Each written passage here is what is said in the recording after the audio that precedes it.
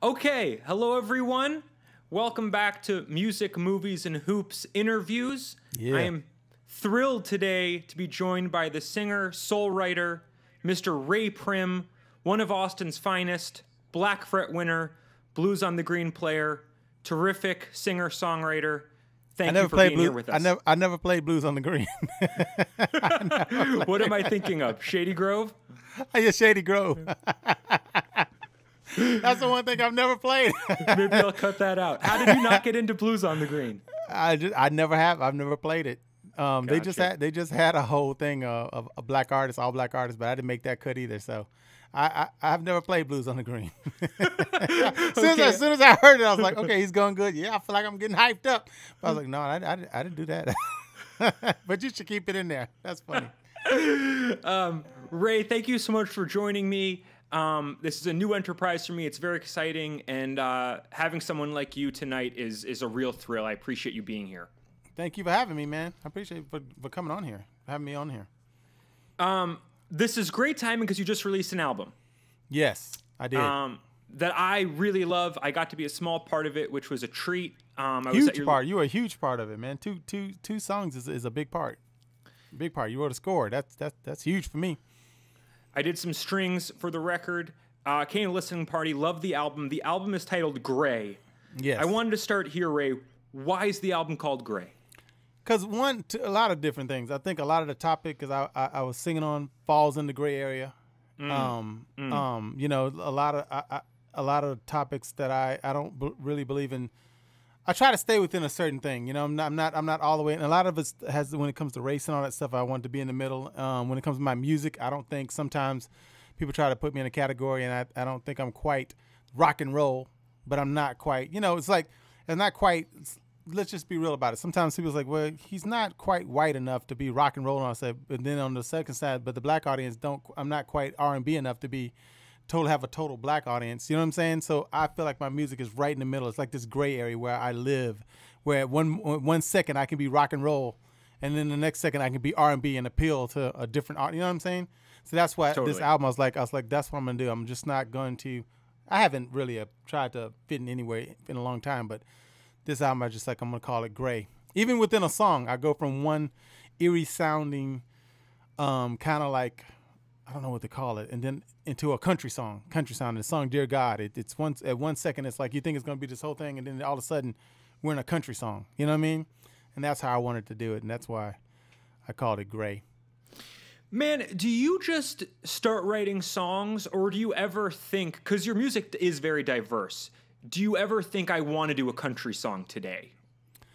No, but for that reason, and this is me being small minded. But when I wrote "Dear God," I wanted the first part to be eerie, kind of like this melodic eerie kind of thing. But in my mind, when I think about gun owners, and this is just me, this is me being narrow minded. I have an image of country. You know, we want our rights and stuff like that, and we want our gun rights, and that's not a true thing. But that's what I associated with it, and I was like, you know what? For this second half, when I hear the bang bang and all that stuff, I wanted to go country. And that's the one time I thought, you know what, I want to make it as country as I can get it. I don't know anything about country, but then that's me being narrow minded. But that's what I wanted to do. I could have gone hip hop. They love guns too as well, but that wouldn't have for me, for the purpose of what I wanted to do, that wouldn't have suited the song, and it wouldn't have been a shock value for me. You know what I'm saying? When it goes bang bang, is all I heard. I wanted to be, and at the same time, I also wanted to be. I like mixing. I like stuff to be like have this hip hop kind of, not this hip hop, but this kind of light feel with a deep subject. I don't like writing deep and deep. I did one track on there where it's very eerie, and I was like, but there's nothing. I can't write a song about a kid, why he may become a shooter, and make it all. I'm about to lose my voice. And make it all happy. So that's when I'm King is about. Two tracks on that album. One's about a kid being inside the school, hearing the shots coming, knowing his time's about to come, and the other song, When I'm King, is about why maybe this kid became a shooter. And so I couldn't be all like I wanted. Hush, Chichi, I'm trying to have an interview. I couldn't be trying to, you hear my dogs?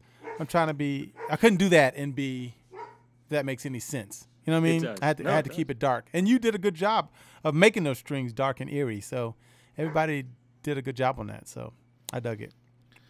Speaking of dark, I read the review in the Austin 360 today. Really wonderful, loving review. I love Peter. What do you say? I love Peter. Peter Hooks is very good to me. So I read that you wrote "Fighting for Air," my favorite song, before the murder of George Floyd. I wrote that way. So this is crazy. Like, but I don't think it's like what was saying. You know, you're writing this stuff and you're seeing the future. I mean, it's not that. It's just I wrote that song the day after President number 45 did his inauguration, right? Because during this whole election, I was trying to tell people, do not vote for this guy. I moved from New York. I know his past. I know he's a con man. You know, I'm just whatever. So all that happens, he won. So I just went radio silence, right? I was just pissed, you know. And people kept hitting me. Well, what you gonna say now? What do you got to do about it now? How do you feel about it now, Ray? How do you feel about it now? And I was like, you know what? I'm not gonna talk about this. I'm gonna write a song about it. I'm fighting for it, just like the rest of y'all, who trying to get the words out. You know, when I say I've made my peace, so leave me be. I'm trying to tell people, leave me alone about this. I don't want to talk about it anymore. The fear won't bring me under. Today is not the day to be afraid. So that's what I was writing about. And then because I said fighting for air, it just kind of, now it's, you know, I'm just now releasing it. So it sounds like I wrote it about George, but I didn't. You know, that's something that made me so upset. It was hard for me I was going to write something, but man, it's hard to write about something like that and not sound corny. You know what I mean? So when I started trying to touch into it, I was just like, okay, this is just something I'm going to wear underneath my skin for a little bit, and then maybe it'll come out. Something like that. Just got to let it happen naturally. And when it happened, felt like I was trying to force a subject out, and nothing I said sounded right. It sounded either I was trying to preach too much or it sounded kind of corny. So I was like, I'm just going to stay mad and play other songs that I have. And I did, and I was playing. Matter of fact, to be honest with you, that's another reason I was like, okay, you know what? Maybe the song can go on the album, but I didn't write it for that. I mean, you know, I was playing it, I was like, and I was feeling it. I was like, okay, this feels good. But I'd be lying if I would say I didn't. I wrote that because of that. You know, I love how music can mean different things to different people. I think that's one of the greatest gifts. And when people tell me for my songs that they had this whole interpretation of it that I never thought of, I love that. So I think it's totally okay that you wrote this song during the inauguration. I did the exact same thing. I wrote a song right at the time Trump got elected called Meeting with a Mister, about trying to do something good instead of being overwhelmed by the bad and the horror that American Dreamer plays regularly. And then now, in light of the events of 2020, for people to perceive that song in this way or have it connect with them in a different way is also okay.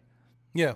I mean, that's I try to keep things open-ended too. I rarely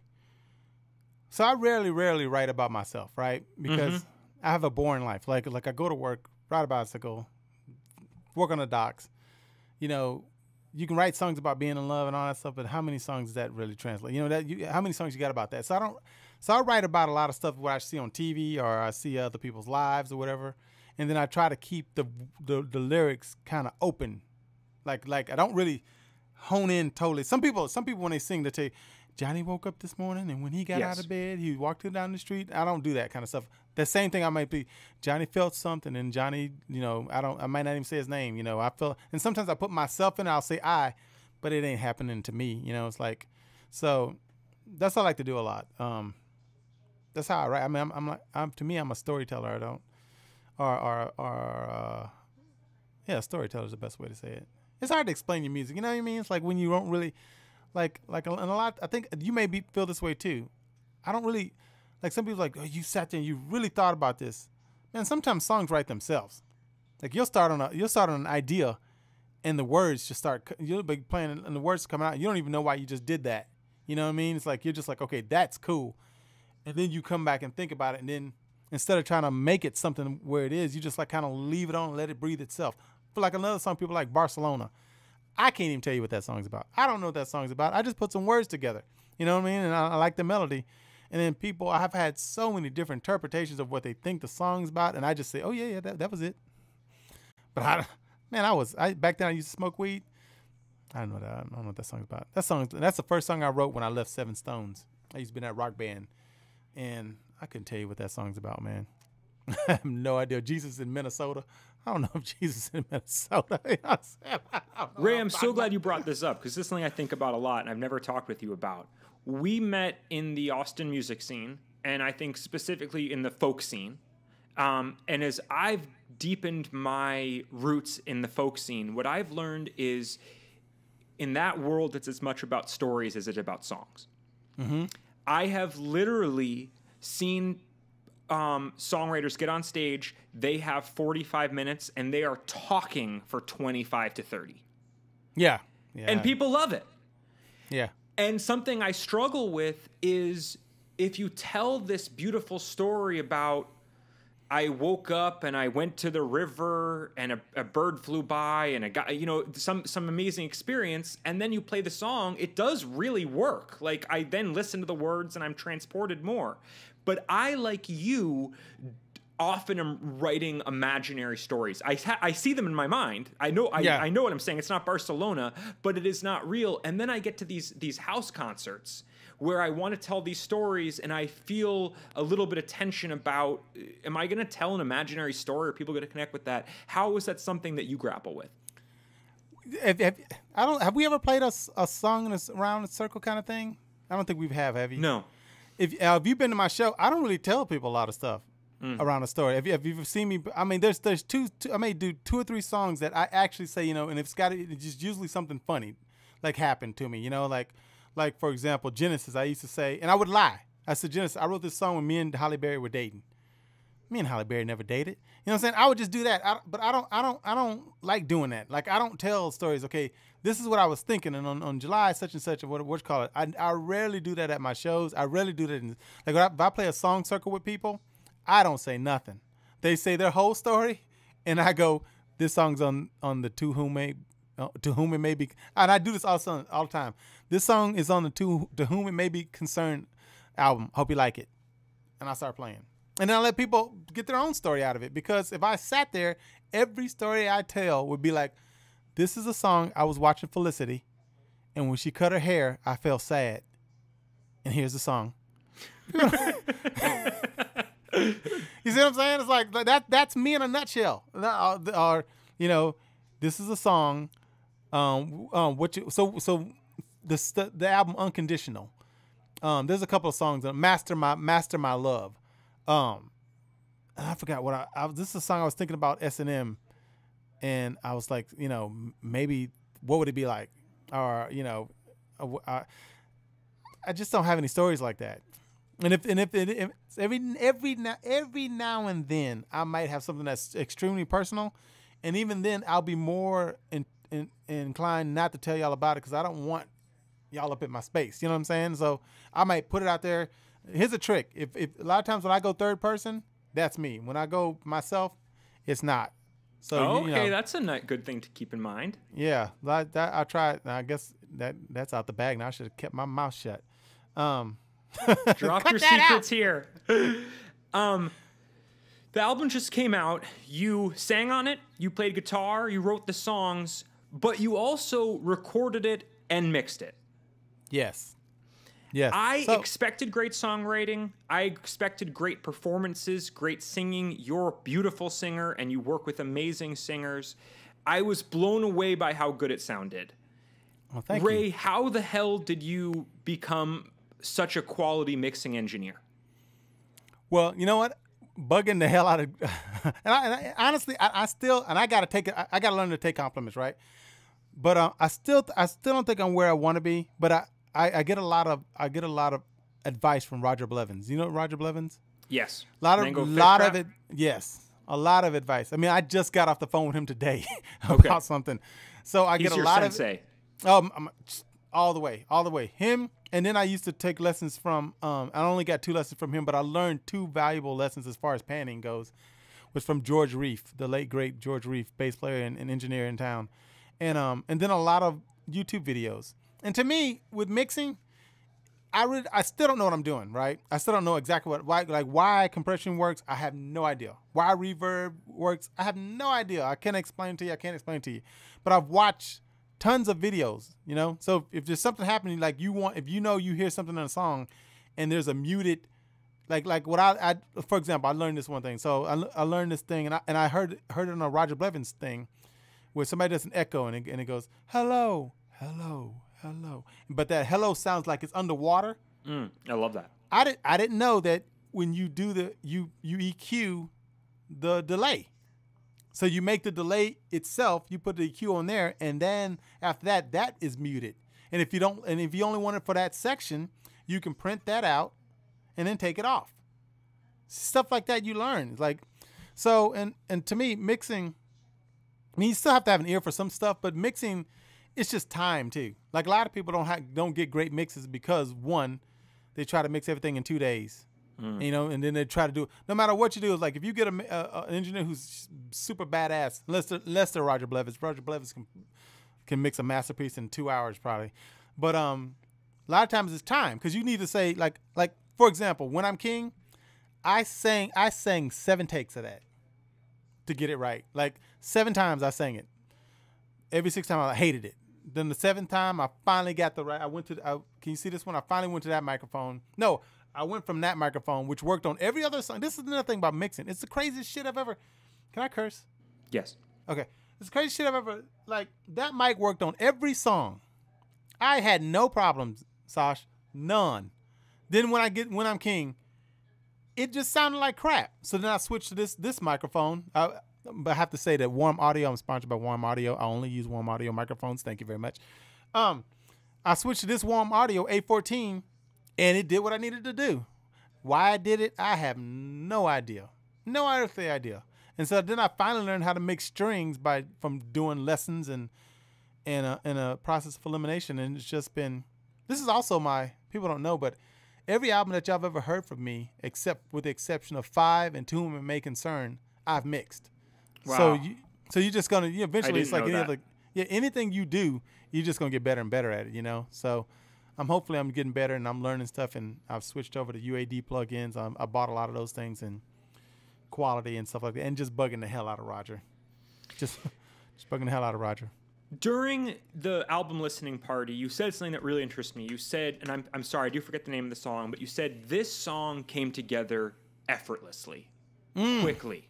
Yes. And that stood out with me. Why did it come together effortlessly? And what are some things that work and some things that doesn't? And how do you evaluate those different situations? I don't even know, Sash.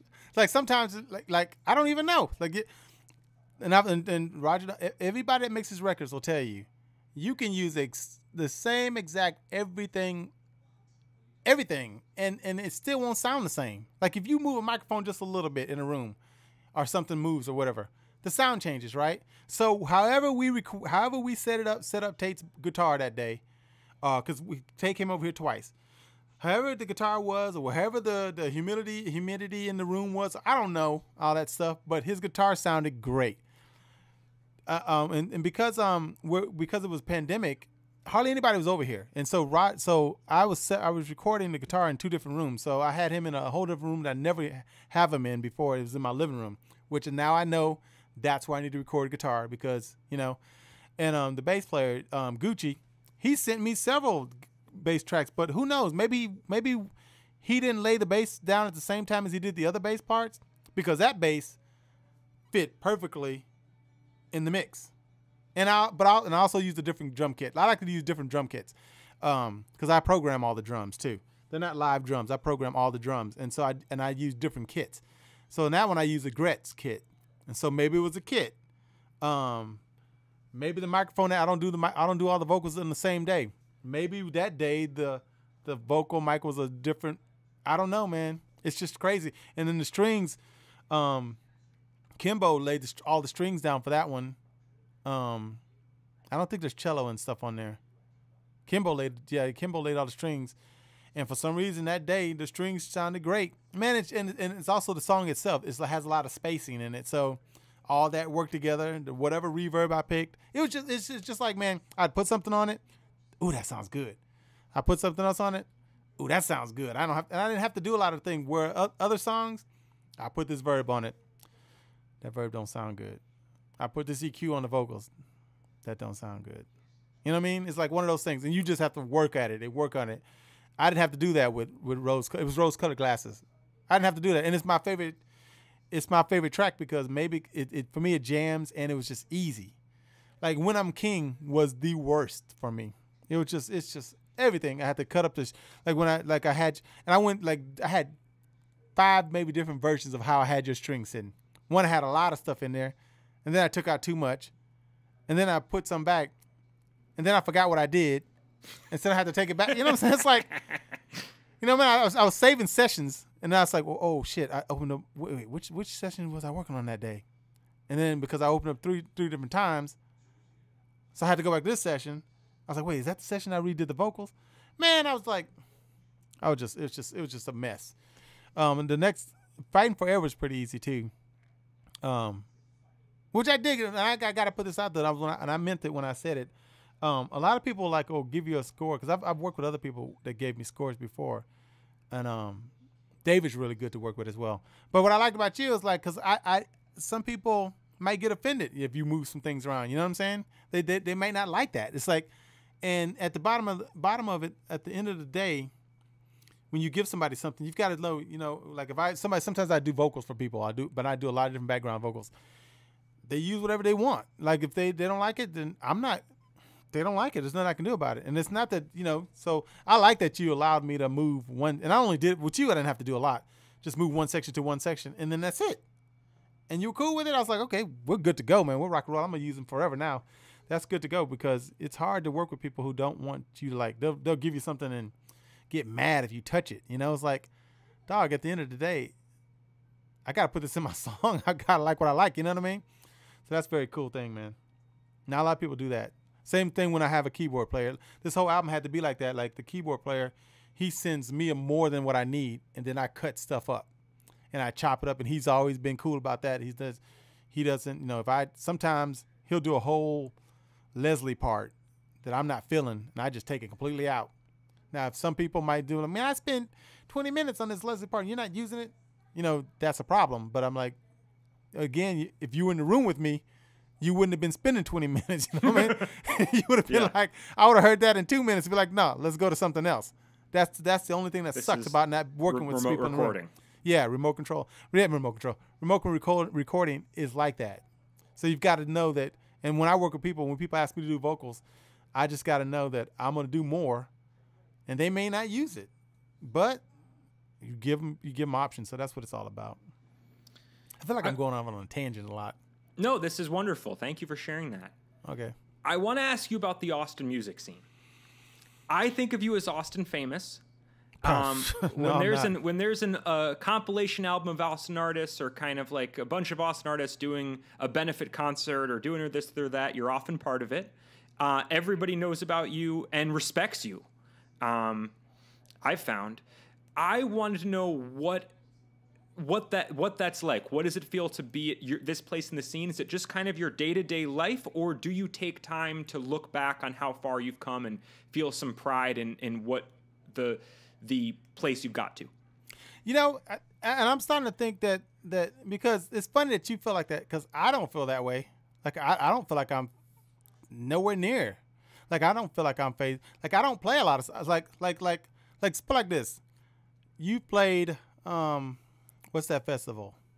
Old Settlers. Old Settlers. I've never been asked to play Old Settlers. You played a couple of things. I would have never gotten Caraville if it wasn't for you. So people don't know. Like I'm not known as. I don't know why, and it baffles me, because I don't know why people think I'm known. It's like I don't like. Only reason I played Shady Grove is because of Black Fret. And before then, I'd been sent I don't know how many emails to Shady Grove, never got in. But then Black Fret got me in. Blues on the Green, I've never played Blues on the Green. All these festivals that people have, all these Austin festivals that all these Austin musicians play, I don't play them. I never played the Bat Fest. I've never played a small stage on C3's, any of C3's stuff. There's a lot of stuff I don't do. Like, I feel like there's a lot of people that are ahead of me. Like, Clue gets asked a lot of stuff. And when I've had a talk with Clue about this, that there's a lot of stuff that I don't do. I don't think a lot of people. I mean, maybe people know who I am. I think more people know me sometimes by my post than they know me about my music. Like my Your Facebook online post. presence is great. Yeah, my Facebook post. I think a lot of people think it's funny and they do that, but I personally don't feel like I'm any kind of famous. You know what I'm saying? I don't feel like any kind of that. I just play the 3, and I only play 3 clubs. I play 1-to-1 bar. I play Continental every now and then. I play Cactus every now and then, and I play Saxon. That's it. No, and Those are all great, reputable venues. I'm not gonna say I'm not lucky to. I think I'm grateful to say that I have a following, and those people have been cool to me, good to me, and they follow me. And they show up to shows, and when we play, we make it happen. But I never think of myself as far as like for like this. You know who what I consider Austin famous is Tamika Jones. I do too. Another Austin famous I think is Susanna Schoffel. But I think of you and Susanna Schoffel as peers. Man, Susanna can listen. This is why I say Susanna can promote a show the day before and make it, and it'll be packed. I have to do like a month. You know, I have to set this all up. That's what I mean. Like I can't, if I have a show on a Friday, I can't send out an email on a Thursday and then people just show up. You know what I'm saying? I've seen Suzanne do it. And sometimes I just be like, I know she's playing. I was like, okay, when am I going to get this email? Because I'm just wondering. And the day before, I'm like, oh, there's no way. And I would go to a show, packed. I was like, how is this girl doing this? So that's what I mean. Shiny Ribs. That's Austin famous. You know, and stuff like that. Gary Clark Jr. just famous now. Famous. Yeah. He's like beyond famous. Yeah, no, he's famous. And even Shiny Ribs I would call regionally famous. Yeah. He's bigger than Austin. Yeah, they're regional famous. You're right. So, Ray, we're here in Austin. There's a ton of talent. There's a lot of great music. What few people have, but to your point, you just said this and is absolutely true, is you may not be able to get people to come to your shows if you drop the Instagram message the night before, but if you commit and promote, you can fill a room. And I think that's awesome. And something that I think a lot of us struggle with, because the people receiving the emails we're sending as musicians, they're looking for the bottom dollar, right? And I for American Dreamer, I think we have great videos and good music, and I send that. But then when I say I can guarantee this many bodies, sometimes I'm feeling a little hesitant about the reality of that. Yeah. With you having great music, a real following, and a good reputation, at this point, what is holding you back from obtaining some of these things that you're talking about? I don't know. Maybe sometimes, you know, it's also, I've learned that, like, for example, Blues on the Green, right? Been hitting that cat up, Andy, for years and years and years. Do they write you back? He emails me back, try again next year. I'm going to try to put a bill. And then after a while, after 4 years, I just stopped getting the writing back. I just stopped getting it. And it's always comes like, you can always sound like you're bitter. And I'm not bitter about it, you know, but at the same time, and then I started thinking, you know what? Music is subjective. So he just might not like me. And you've got to live with that. Like music, like sometimes you just got to think to yourself, not everybody's going to like you. There's some people that think I suck. I know there's got to be some people like that probably like thinking, Ray Prim, he only knows like 5 chords. Shit. F Ray Prim. You know what I'm saying? Like there's going to be people like that. And that's the business that we're in. Not everybody's going to like you. So if they don't want me to be a part of that, you've just got to start thinking, you know what? Not everybody's going to like me. So I'm probably about it. I mean, with the pandemic, who knows? You know, who knows what's going to happen after this, but that's why I'm a firm believer that, and I think a lot of bands don't do this, is like a lot of bands don't promote themselves.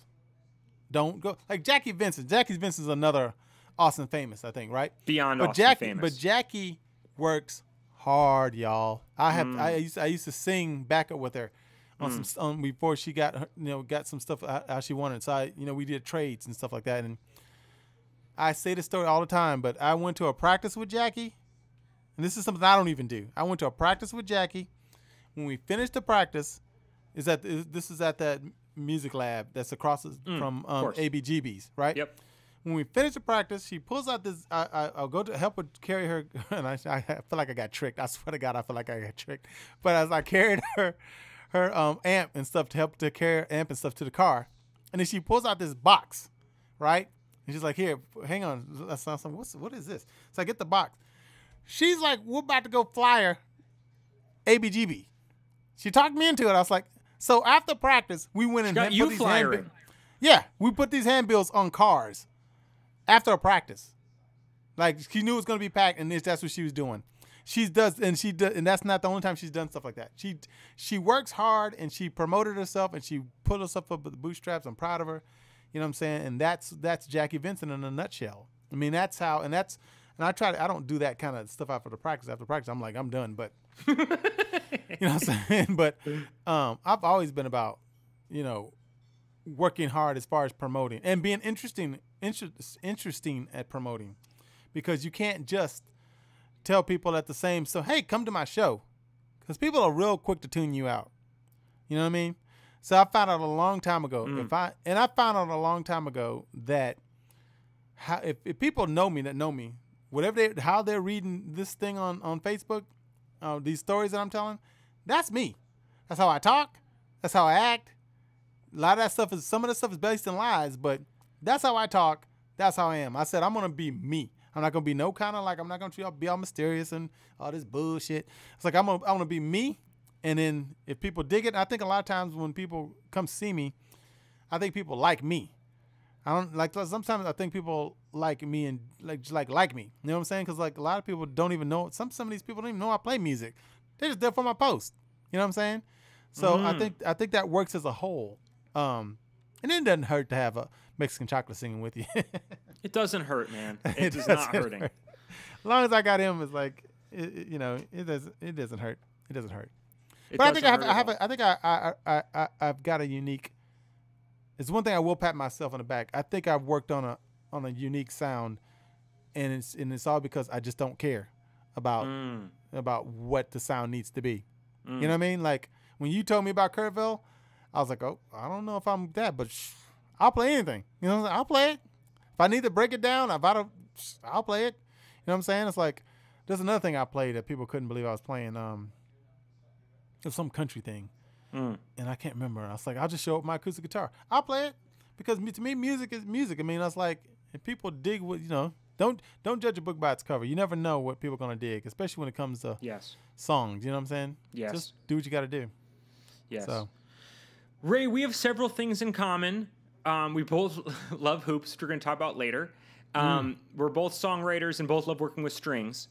To me, the topic that I have long felt the most solidarity with you, and I have always wanted to bring up with you, is the topic of being a band leader. Bum, bum. Sucks! And that response says it all, friends. That response says it all. Being a band leader is a crazy thing. I think all of us should, well, we can't anymore, but should get together and have beers as we cry. But tell me about what it's like for you, how your mantra, your kind of strategy for being a band leader, what you enjoy the most about it, and what's the most challenging. The most challenging is scheduling. Yes. That's got to be the hardest. And with me, it's an 8-piece band. So you can be like, oh, I got this show, got this great ass show. It's it's very hard for me to do a show at the last minute. Like for me to have if I get called on a Tuesday and let's say Friday, Ray, we want you to, like, for example, Ray, we want you to play Blues on the Green on Friday. And it's I'm a glad Tuesday. that's been the recurring theme of this show, even though you never played it. Right? I would have to call 7 people and see if they can get all online, and it would never fail. I'd get down to the last person. Oh, I can't play it. So you're not, like sometimes you're not represented the way you want to be. Scheduling is one. Getting everybody focused at a practice. I have this thing that I say, I need a sense of urgency. When people I get, when Steele will start talking to Kimbo, they'll have a conversation. Mexican Chocolate's talking to Tate, they'll be having a conversation about nothing that has to do with practice. Practices are like stressful for me because I like to get stuff done. I have people don't know it, but I have short tolerance for like getting stuff like being, what's the word for it? I have a short fuse when it comes to like, so I try to calm myself down. And I know people like, cause people don't get to see each other.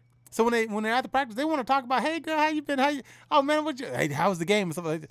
And I'm like, okay, we've only got 3 hours to get everything we need to get done. So I like to say now, my word is, we have to need a sense of urgency, but I try to make it sound funny. So sense of urgency, and then when they hear that, then they kind of snap out of it. But I have to say it like 1,000 times. You know what I'm saying? Like their attention span, I don't blame them, man. You know, I don't blame them. They're really good about it. But that's one of the things. And then what else is it? Practice. That's pretty much it. Trying to schedule practices and get everything on the same page. Because I'm all open for people, and I don't know how you do it, but I like hearing suggestions and stuff like that. I like hearing suggestions, like, because I don't know how to play that violin the way Still knows how to play the violin. So if she has an idea that says I want to change it, I definitely want to hear it. You know what I'm saying? I don't know that's not necessary. That's not to say that I'm going to do it, but I want to hear it. You know, and so that's what happens a lot. And I rely on Mariana a lot too to reel me in. Because sometimes my ideas, like theory-wise, won't work. She's like, well, this A won't go in time to suspended F sus. And I'm like, I don't know. What are you talking about, Mariana? She's like, why won't it work? She's like, because when you get this, it suspends. She talks out that theory talk to me, right? So sometimes I have to, a lot of times I have to bite my tongue and just take it. It's like, okay, what can we change it to? And so she'll work it out. She sets me in line. Tate's my ideal guy. He'll throw ideas and stuff like that. He just started, but he's my ideal guy. And I really like working with Still on strings and stuff like that. And Kimbo's actually stepped up too on strings. Mexican Chocolate just shows up. No input, no nothing. Like Mexican Chocolate is like having this Uzi that all you gotta do is pick it up and he'll tear some shit up. But it ain't gonna do nothing. You just sit in the car. No input on nothing. Like nothing. He'll tell you if you don't like it. Okay. But outside of that, he won't nothing. John Ray's really good at keeping us the rhythm. And John Ray's like the elephant of the group. He remembers everything. Wow. Like he remembers, okay, we did this part, we did this, what you call it, because we practice like maybe once a month. And that's another thing that you have to compromise on if it was up to me, I'd practice once a week. But you've got people who got different lives and stuff, so you can't do that. I'm a big stickler on practicing and get it down. That's just how I am. And but you've got to, and another thing is because you can only practice once a month, it's when you send stuff out to people and say, here's the music, please learn it. Come on, we get to practice. And then they get to practice. And what are they doing? Trying to figure it out at practice. Yes. That drives me nuts. It drives me nuts, man. Because you worked so hard to get it to them in advance. Yeah. Oh, man. I break it down. If I got to ask any of them, who's ever worked with me, I'm very professional when it comes to, like, I have the parts out. I'll tell you what it is. I'll have the sections out, especially if sometimes I write the string parts.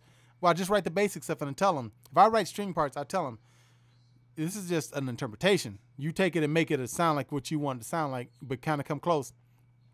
Man, when nobody comes back and they haven't heard it, and I can always tell, pretend like this is your phone. I can always tell when they're out of practice and you see people like this. Yeah. They're learning the part right there in practice. Yes. They never, you know what I'm saying? They've never opened it. They've never done anything with it. But I don't know, because I play with. Can I ask you a question? Because I saw we both share courtside in our seat in our bands, right? The cellist, and at the quartet. So she's like, I feel sometimes like it's Court's band. Like Court will take over. Did she do that at American Dreamer? Like she's like, okay, we got to do this. Let's go. She's like, okay. It's like, yes, ma'am.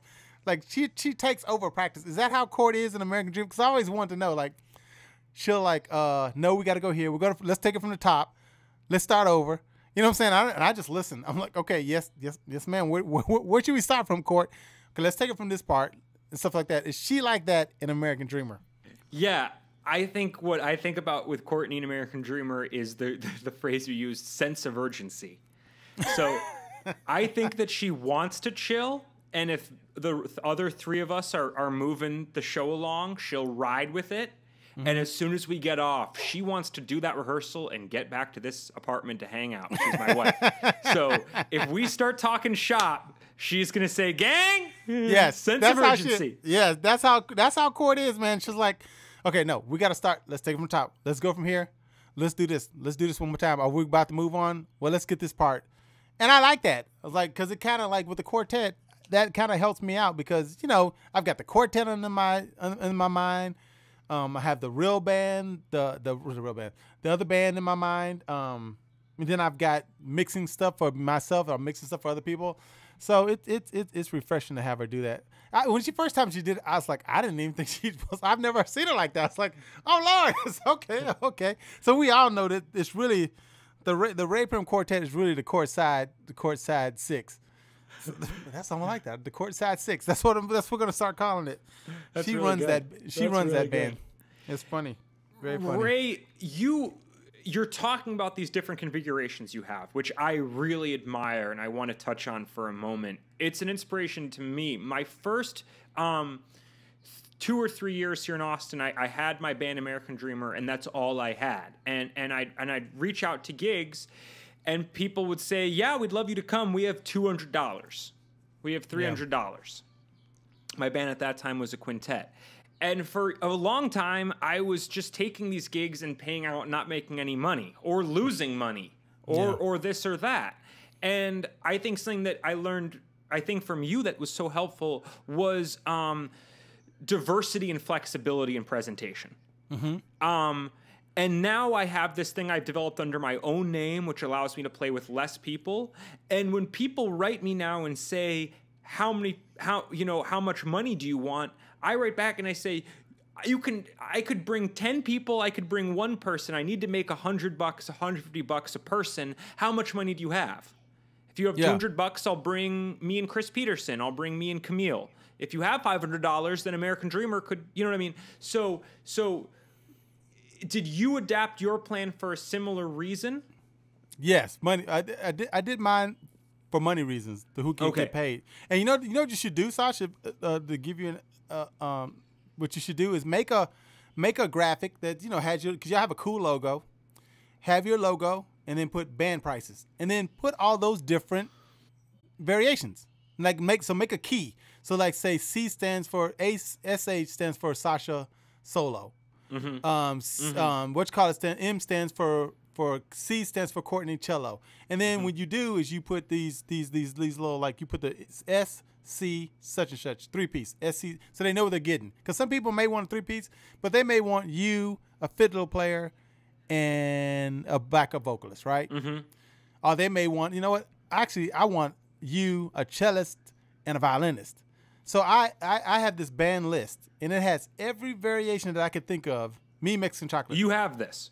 Yes, I have this. Okay. And so when people ask me, well, what does it cost for you to come play? And instead of me going through all this stuff, I send them a list, and then they pick. I say, so we'll take the 3-piece with you Mexican chocolate and what you call it. Okay, that's $600. So bam, then I just send it back, and it makes it easy as pie. It's not a bunch of discussion. It's not a bunch of, every now and then people get a, because the full band is $2,400, right? They want all of us. That's $2,400. Whoa, that's where you're at now? Yeah, but that's cheap. That's cheap. Wow. Now, I know some people could charge way more than that, and so, and that's what that's with the full band 24. Because man, when we play these places at Saxon Pub and all that stuff, we're walking away with about that much. We're walking away with like $200-300 a piece. So why not keep it real? If I can do that and what you call it, and I still have to bring out a PA, and stuff like that. So yeah. For what it's worth for our listeners, I think you deserve double. Triple, but we both know the realities of this world, and once you start talking 2K, 3K, conversations get difficult. Oh yeah, that's when, and like I said, I've only had 3 times where people wanted the full band and they got money.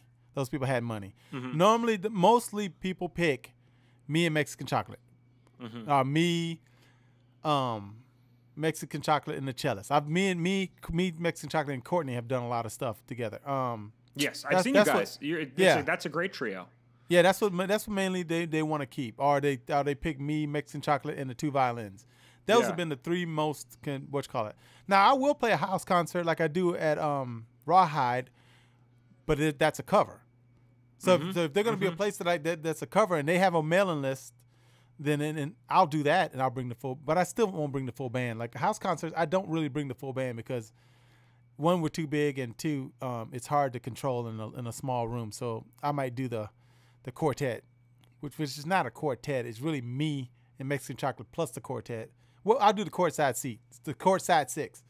That's what I'm going to start calling it. The courtside 6 is what I'll do for most house concerts, because violins and all those strings translate very well. And I don't have to like amplify them that much. They have a natural sound, if any, So it's easier to do. I'm sure there's something you find fun or unique or exciting about every combination that you play with. I've always been curious if it's your dream gig. Let's say Blues on the Green as a recurring joke for this podcast, or let's even go bigger and say Red Rocks. If you're having your dream gig, Ray, what would you bring?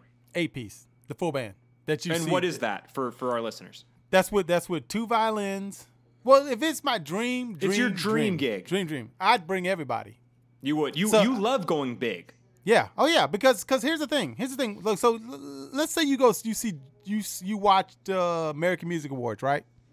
And you see Justin Timberlake play on stage. Yeah. Have you ever stopped with Chris Stapleton? Have you ever stopped and counted how many people they have on stage to get that sound? 12. Yeah.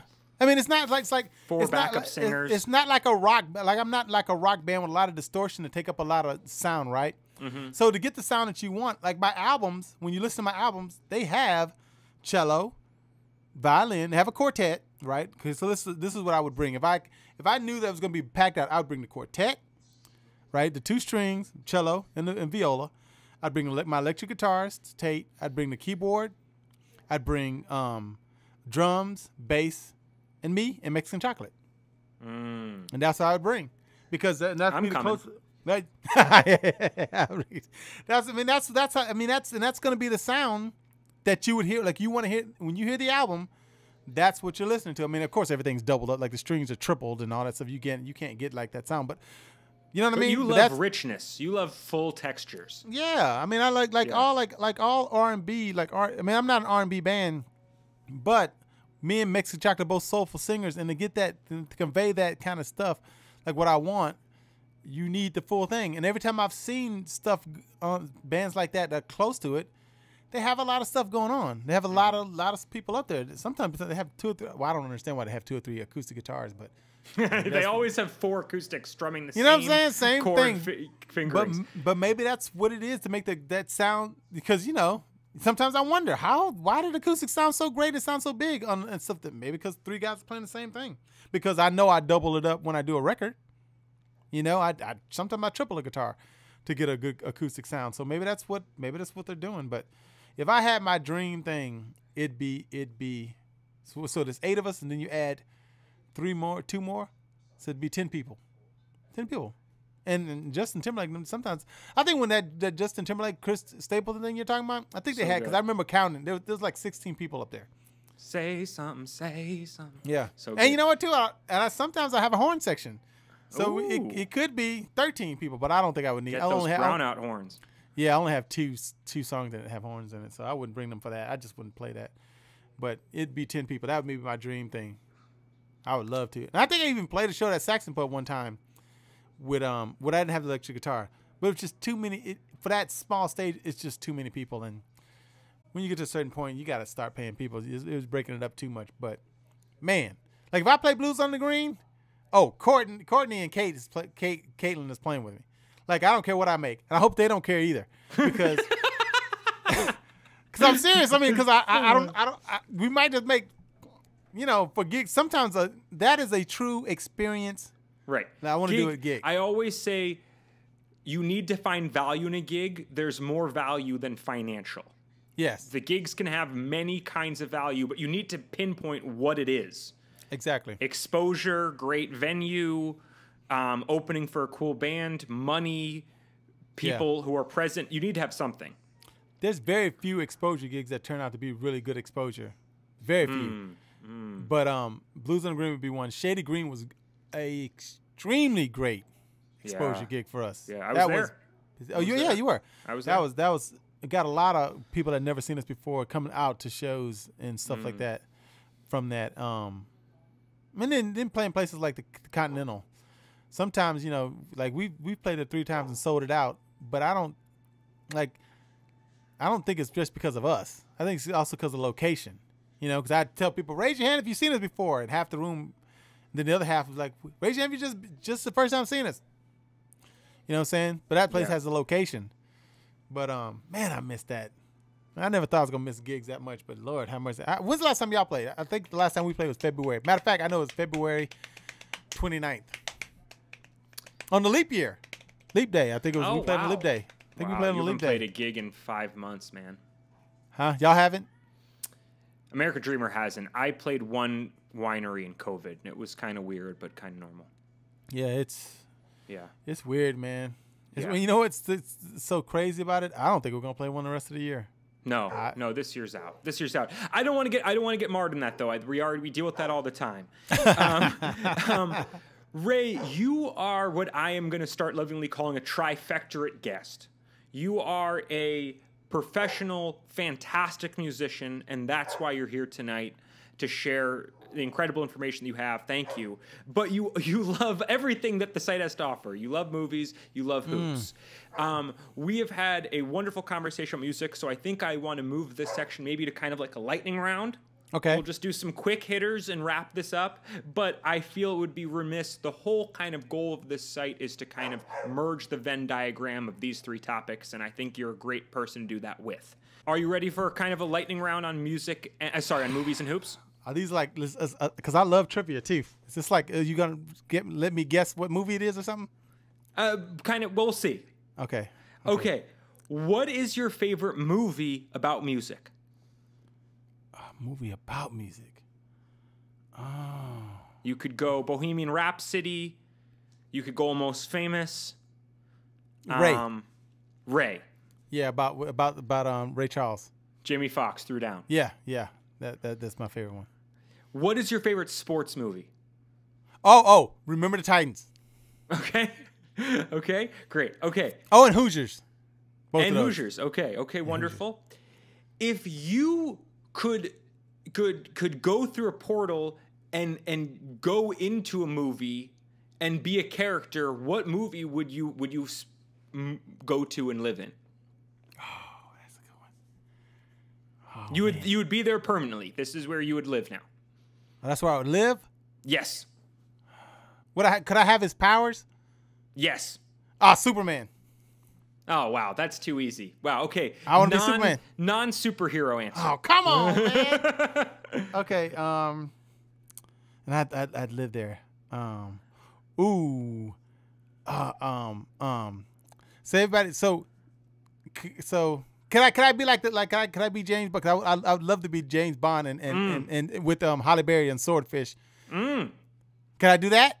Yes. Okay, yeah, that's what I do. I'd be James Bond and with Halle Berry. In the movie where Halle Berry's with the femme fatale. I think it's Swordfish. Swordfish, I don't think is a James Bond movie, but it's not. No, what's that movie John called? Travolta. Swordfish is a real movie, but she was in a James Bond movie that was like James Bond blank. Yeah, what was that called? To live it. The World Is Not Enough. I think you might be right. See, that's another thing I'm terrible about movie titles. Shane tells me that all the time. I was like, I'm horrible at it. But I can tell you what happened. What have you seen any movies during COVID that you want to recommend to everyone? Well, not necessarily movies. Man, I've watched so much. Golly, I've watched so much. Not necessarily a movie, but a show that turned out is Get Shorty that Tom Meany turned me on to. It was like, if you like Breaking Bad, it's really good. I was surprised. It's really good. What else have I seen? Umbrella Academy 2. That was really good. That's a show? Yes. Umbrella Academy. Man, it's funny. I've asked all of my guests this question, every single one has answered with a TV show. Well, I guess TV shows are more popular during COVID. Well, what it is, it's a Netflix. And you need something that's going to keep going. Yeah, it keeps going. Yeah. It keeps going. Like right now, like there's not, like, think about it. There's no real movies that are dropping out, like right now. Like with the movie theater, they're holding on to these movies. Like, I want to see Quiet Place 2. I want to see all this other stuff. Yeah. But they're holding on to it, you know? So what I did see in the movie theater before COVID hit was that movie about the little Hitler kid. Who Jojo like, Rabbit? Yes, that was funny, man. That was really good. I was very surprised, like because me and Baby C bought right before, because we love movies so much. Right before COVID hit, I bought that that membership for $20 a month. You can watch as many movies as you want, right? You can only one a day or something like that, but you can watch as many as you want, right? That's the wrong thing to give to somebody like me, because I watched everything. And so we were like, okay, what are we seeing today? And so she picked that movie, and I was like, oh, I don't want to see nothing about no Hitler kid. But we went in, and I was like, okay, it's your turn to pick. I'm gonna go in there, and man, it was really good. That was really good. And that movie about the Korean, with the Korean people in it. Parasite.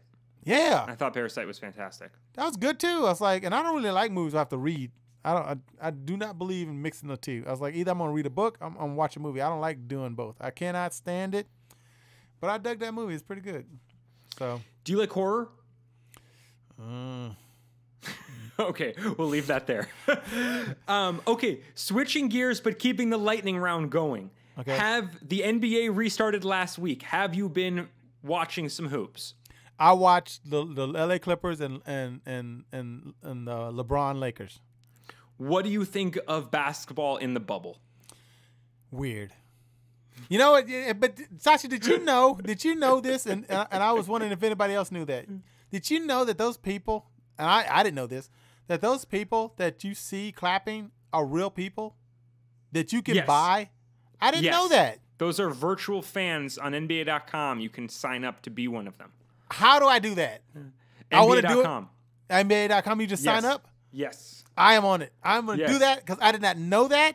And I thought it was like an NBA 2 game. And I was like, this is some fake crap. It's like, why are they cheering when, I thought they were making this thing up. And I was like, I looked at it. It looks so fake. And then I went back and told the guy I work with, I was like, man, I just don't like those fake people.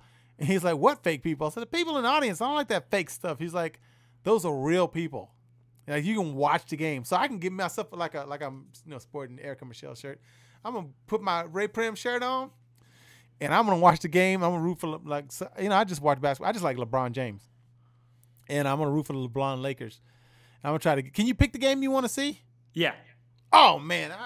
Why am I just hearing about this? As soon as I finish this interview, I'm going on NBA.com, and I'm going to try to get on there.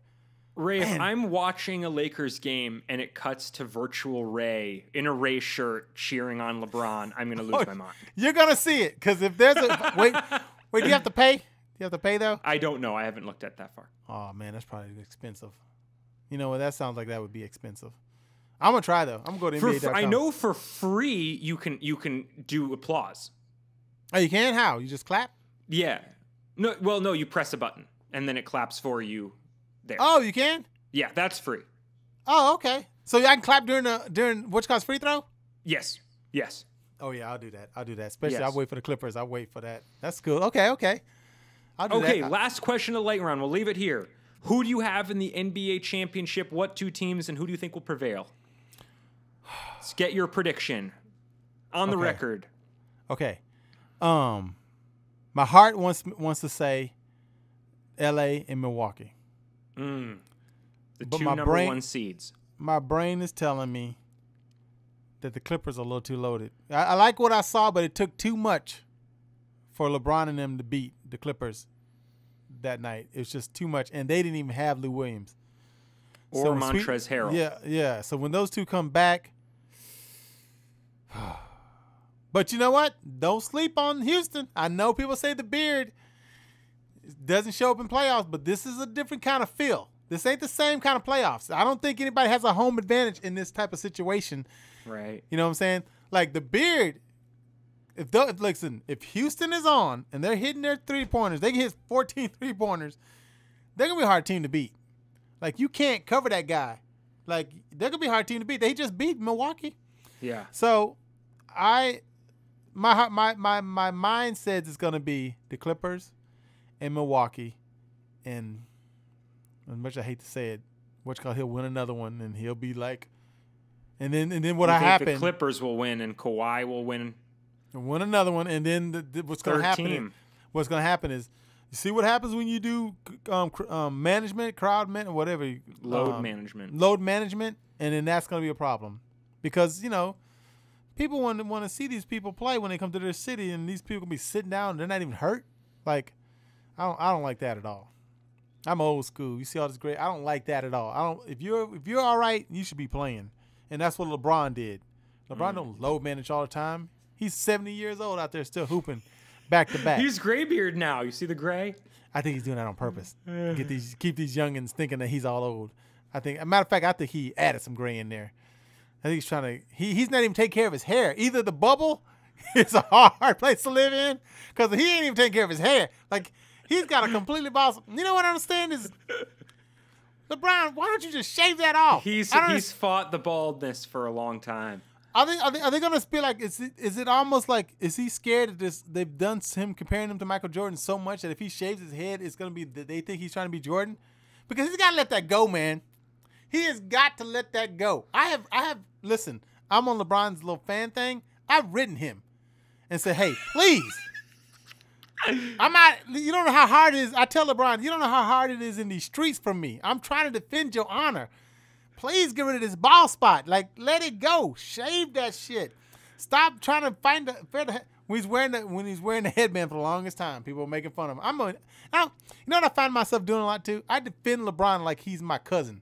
Like, I will get into a YouTube fight or Twitter. I had to get off Twitter because I was cursing people out over LeBron. I was like, I don't even know LeBron. LeBron doesn't even know me. Why am I so passionate about defending this man? But I can't stand the way he's a scapegoat for everybody dogging on him. It makes me so mad. So yeah, man, I'll fight it. I'll fight over LeBron. What's ironic is the only person who's fighting their baldness more than LeBron is his own teammate, Alex Caruso. He's the little white guy with, like, he looks like an 80-year-old man up there. It's terrible. I think they got together and, like, you know what? Let's hang in. Let's do this together. I don't understand it. It's like, man, just let that go. Like, I don't understand. And it has to be the bubble, because this is the worst I've seen it. Like, this is just, man, he looked like he was 90 years old. He looked as old as I was, and out there hooping. But I saw him playing. I was like, okay, well, maybe this is a psychological warfare. Like, maybe he wants these people to think, you see LeBron, he's just washed up king, so let's not pay attention to him. But he looked good. LeBron looked good. They just don't have enough horses right now, man. Especially with Avery. But you know what? I'm not mad at Avery Bradley. I can't be mad at anybody for thinking of their family. No, we can't be mad time. at people for not going, but I do think he's going to be missed. Oh, he's going to be greatly missed. Especially on the defensive end.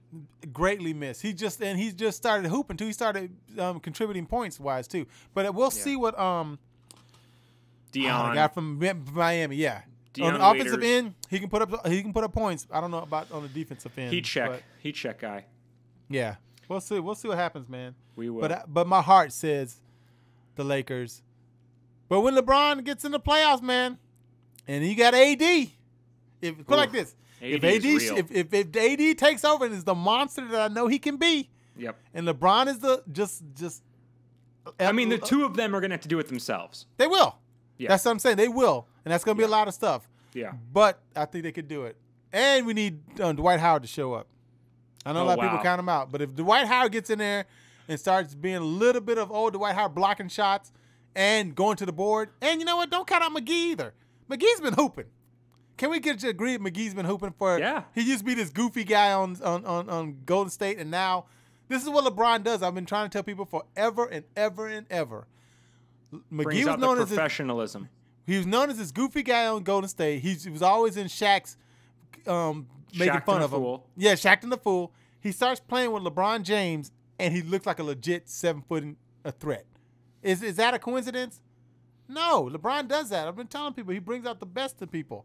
Yeah, that's what he does. He also, I'll give a shout. He has a great vlog. If you're interested in the bubble life, Javelle is posting really cool videos. Oh, he is. And Oh yeah. behind the Well, scenes. where's the vlog? Was that a site? It's a video blog. It's on YouTube. Oh, YouTube. Okay, I'll check it out. I just want to see him shooting free throws. I want to see LeBron shooting free throws. Get this free throws down. I don't understand what his problem is with that. All right, Ray, I think this is a wonderful place to leave it. I love your music. You sang and performed while my wife and I walked down the aisle at our wedding. I think that speaks more to how I feel about your music than anything I could ever say. Wow, there it is. It stays here. It stays on my desk, on my music desk. I think Ray is fantastic. I wish you the best of luck with it selling a ton of copies and helping your career. I sold 5 copies. Wonderful. I will post a link to it when I post this pod because we talked about it a lot. Thank you so much for your time. Thank you. Appreciate you. Thank you so much. We'll see you next time. All right. See you, man.